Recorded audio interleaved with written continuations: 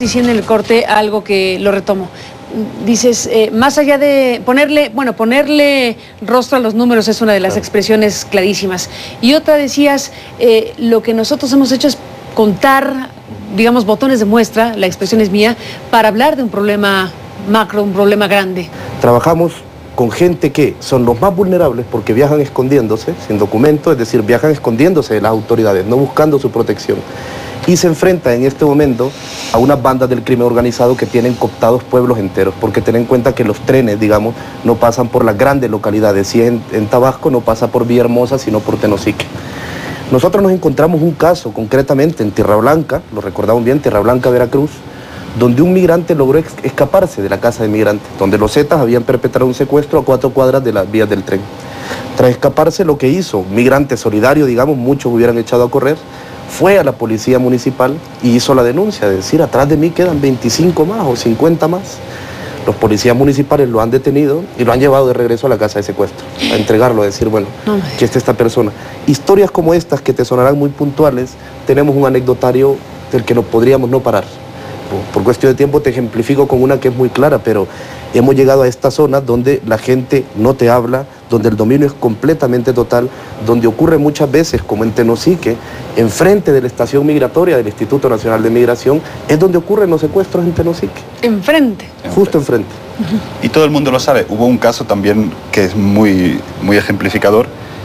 Nosotros una vez llegamos a uno de estos municipios donde, digamos que son claros puntos de secuestros de migrantes y donde el grupo de secuestradores, en este caso los Zetas, domina completamente el territorio. Una persona con un cargo de responsabilidad y que conocía muy bien la zona nos dijo esta frase: cuando ustedes lleguen a ese pueblo, en 7 minutos los Zetas sabrán que están ahí. Si hablan con el alcalde, será en 3. Esa es la realidad de las zonas por donde pasa la migración. Y esa realidad es la que permite que todo este sistema de secuestros se haya convertido en eso, en un negocio, y no solo en un caso concreto. Ahora, ustedes mencionan a los Zetas, pero también está esta expresión utilizada en su trabajo, Zetitas. ¿Por qué Zetas y por qué Zetitas? Es un término que sacamos de esta última investigación que se hace en Tenosique.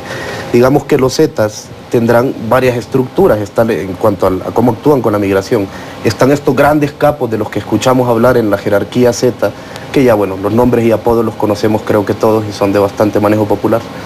Pero existen, en estos lugares lo que los Zetas hacen es un monopolio del crimen. Ellos llegan a estos lugares, concretamente a Tenosique, que es donde explicamos cómo funcionan los Zetitas. Ellos llegan a mediados o principios de 2008. Llega ahí el comandante Mateo, que fue arrestado en Cunduacán el año pasado, y lo que hacen es cooptar a todas las pequeñas bandas que están trabajando, tanto en la piratería de CDs como en el asalto a migrantes, y decirles vamos a modificar el negocio. Lo que los Zetas hacen con la migración en Tenosique es muy concreto. Agarran a un grupo de jóvenes entre 12 y 35 años que en las vías del tren detenían al tren porque los maquinistas generalmente están coludidos con estas bandas, los maquinistas de las diferentes compañías de tren que operan, paraban el tren y cobraban 100 pesos a cada migrante por dejarlo subirse al techo del tren y viajar. Si no, con machete los bajaban. Los Zetas agarran a esta gente y les dice, hoy vas a trabajar para mí. Me tenés que dar 200.000 pesos semanales, 250.000 pesos semanales, pero yo te prometo protección. Migración no se va a meter con vos y vamos a dejar de cobrar 100 pesos a un migrante. Vamos a empezar a secuestrarlos para que el negocio te sea rentable a ti y a mí. No son parte de la estructura de decisión de los Zetas, pero en la práctica tienen la protección de los Zetas, que lidian con el INM, tienen a sus espías en la entrada de Tenosique, sabiendo cuándo entra un operativo, cuándo sale gente, cuándo entra un carro extraño, y en la práctica funcionan como Zetas. Como una extensión, digamos. Correcto. Los antiguos coyotes convertidos en extensión del narcotráfico directamente. Lo que ha pasado es que los Zetas se han dedicado a controlar el territorio, a cobrar cuota por pasar por ese territorio y cobrarle las cuotas a los coyotes, que también se han tenido que organizar. Entonces creo que lo que existe ahora es grandes coyotes, digamos, grandes empresas de coyotes que tienen a sus personajes, digamos, a sus empleados subiendo gente, pero que están pagando grandes cuotas de dinero a los Zetas para que este paso sea tranquilo. Y el proceso, digamos, el secuestro y el asalto en las zonas de control de los Zetas también responde al hecho de que la lógica es, el que no paga termina secuestrado. Si quieres subir, hay que pagar, ¿no? Digamos, lo que han hecho es, han estructurado la zona de forma de que obliguen al migrante a entrar dentro de este negocio. Ahora, por supuesto que ya desde hace mucho tiempo resulta insuficiente llamarle narcotráfico a lo que es delincuencia organizada. Totalmente. Que involucra varios delitos, entre otros el tema de la trata de personas, claro. El tema de los abusos a migrantes, el tema del narcotráfico, la piratería, en fin, agregaría lo que tú dices, déjame retomar lo que tú mencionaste, las mujeres que son victimizadas de otras maneras también y sí. De las cuales obtienen además otros recursos. La idea del documental que está dirigiendo Marcela Zamora es que nosotros nos encontramos con que la problemática de las mujeres migrantes era la de una situación de vulnerabilidad total mucho mayor a la que tienen, con todo lo vulnerable que ya es un hombre migrando, es diferente. Nosotros, claro, en Ciudad Hidalgo hemos estado en prostíbulos que directamente la gente te dice, no, este es del Z del pueblo.